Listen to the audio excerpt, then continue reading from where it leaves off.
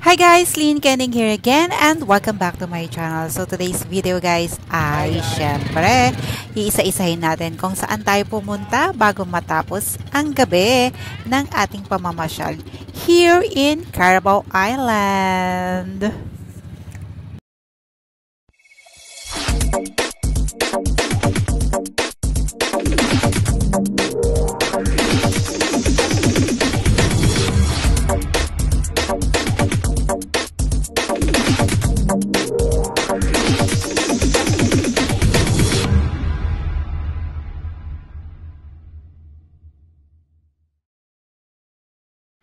So, ang una nga namin pinuntahan guys ay ang Pacol View kung saan umakyat kami ng bundok para makita ang napakagandang view na ito guys. Sobrang refreshing dito although syempre dahil summer, super inat naman talaga but of course guys, nag-enjoy ang lahat. May kanya-kanyang aura. Syempre guys, hindi naman tayo pahuhuli, 'di ba? Ang kending pa, ay di kikending muna tayo dito sa taas ng bundok na ito ng Pacol View bago tayo pumunta guys kung saan-saan. Iikot natin para guys ma-appreciate nyo naman yung view dito which is kahit mainit guys, maganda talaga. Diba? Sobrang refreshing siya. And super green yung mga grasses. And then afternoon guys, pumunta tayo dito sa Poblacion Beach, kung saan guys, kailangan natin talagang magpa-picture dito.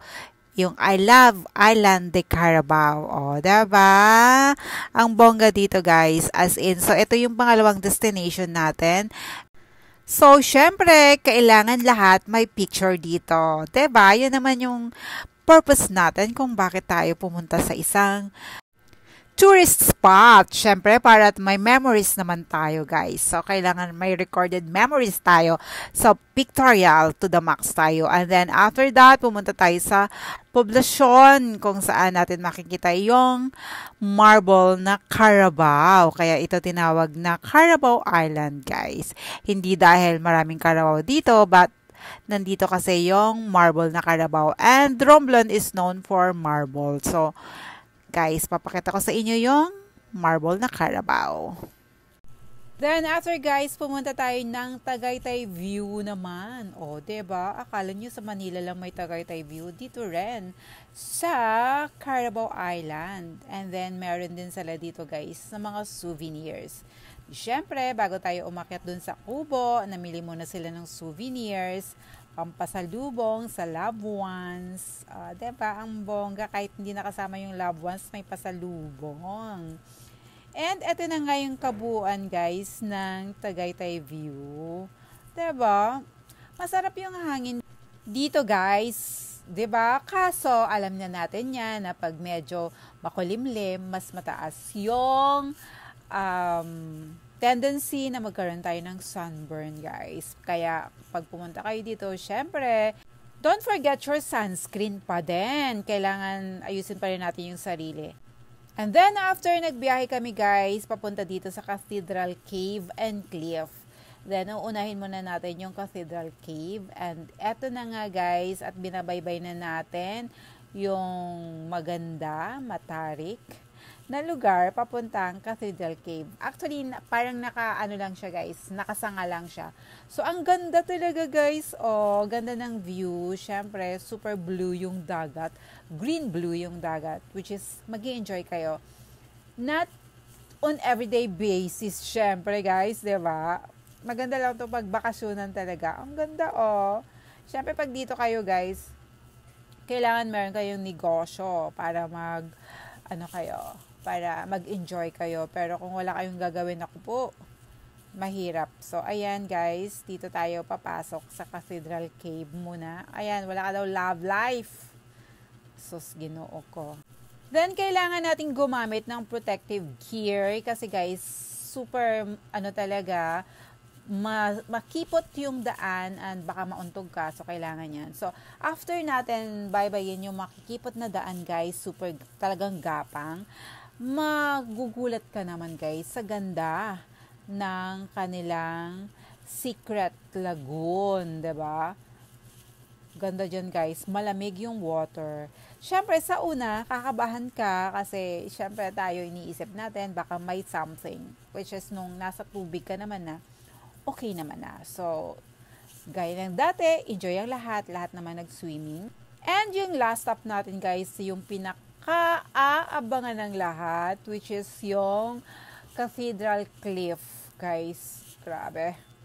Guys, ako, kahit naman noon, bata pa ako, like, a year ago, nakatalon pa talaga ako, guys, kung makita nyo sa vlog ko. But the thing is, ngayon kasi, guys, medyo, di ba, nagkaroon ng konting problem lang naman, guys. So, nag-spike yung blood pressure ko.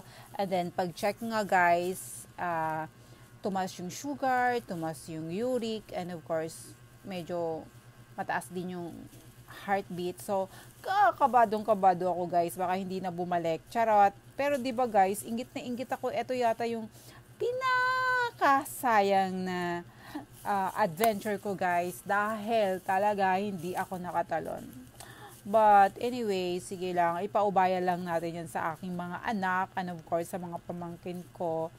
And dyan sa mga bayaw ko and of course sa mga tour guides natin, ipaubaya muna natin. Actually, kinabahan din yung anak ko. Super taas kasi, guys. So parang 9 to 10 meters. Depende pa yan kung halimbawa medyo low tide siya. So, mas mataas pa. Pag titingnan mo talaga, guys, malulula ka. O, diba? Lit na ng anak ko dun sa baba, guys. Super. But sana tinry ko kahit dun sa mababa. But anyway, tapos na ang lahat. Siguro soon enough, baka magkaroon ulit tayo ng bakasyon, guys. So, baka makakatalon na tayo. Hindi ko na rin hahayaang manghinayang pa ako. Diba? Ang sarap. Pwede.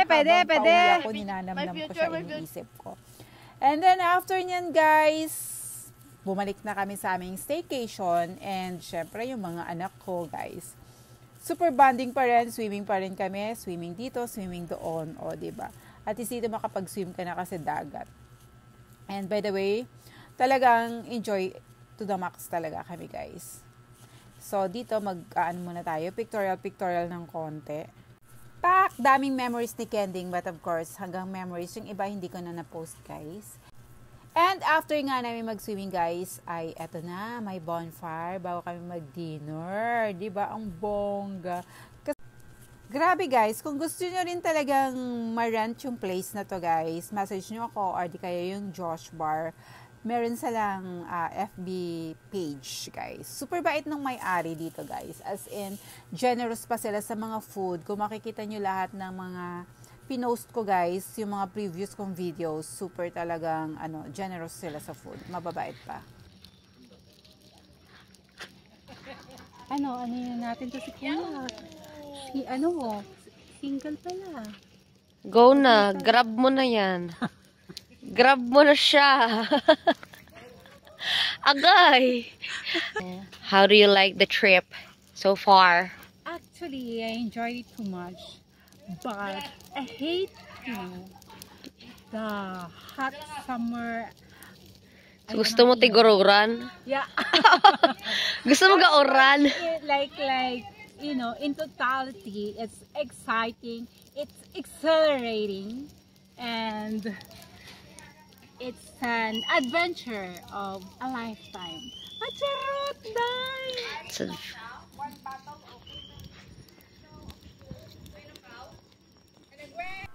And dinner time! Siyempre, masarap na naman yung ulam natin, guys. Diba? Healthy lang. Fish and veggies. Of course, meron ding chicken. And guys, sinasabayan pa yan ng video ke. After nito, guys, magbi-video ke yung mga girls. Siyempre, ako din, nag-video ke na ako kanina habang naghahanda ng pagkain. So, wala lang tayong record, guys. And may nakilala pala kaming isang tenant din, which is foreigner siya, guys. So, nakasama namin siya mag-dinner. And, ayan na yung bonfire ulit after ng dinner. And, sinasabayan ng karaoke ng mga girls. So, there you go, guys. Super enjoy. Thank you so much for watching. Don't forget to like, comment, share this video, and subscribe to my channel.